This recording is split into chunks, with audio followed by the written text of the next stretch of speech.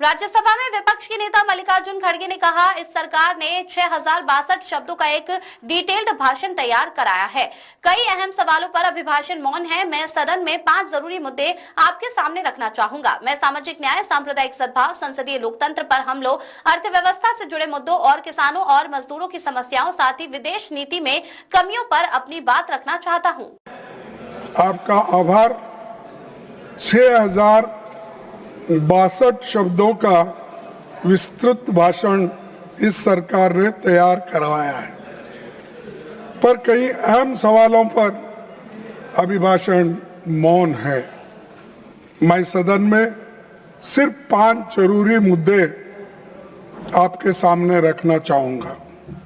मैं सामाजिक न्याय, सामाजिक सद्भाव, संसदीय लोकतंत्र पर हमला, अर्थव्यवस्था और किसानों मजदूरों की दिक्कतें और विदेश नीति की खामियां पर अपनी बात रखना चाहता हूं और आपके सामने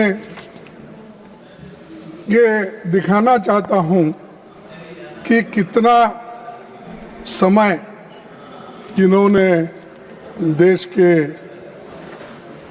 जनता के भलाई के लिए दिया और कितना समय देश के बाहर इन्होंने बिताए, ये आप सभी को मालूम है।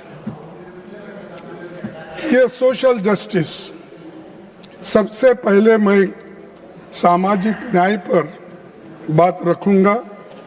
पिछले 11 सालों में मोदी सरकार ने सामाजिक न्याय के ताने बाने को कमजोर किया है। किया या नहीं किया है तो उनके संवैधानिक हक हकूक पर चोट पहुंचाई है।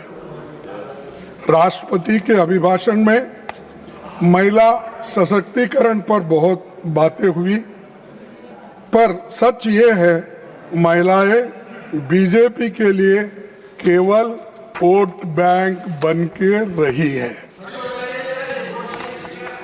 अगर मोदी जी वाकया महिलाओं का नेतृत्व को आगे लाना चाहते हैं तो वे सबसे पहले महिला आरक्षण एसीटी तुरंत लागू करके इस पर कंडीशन नहीं लगाते।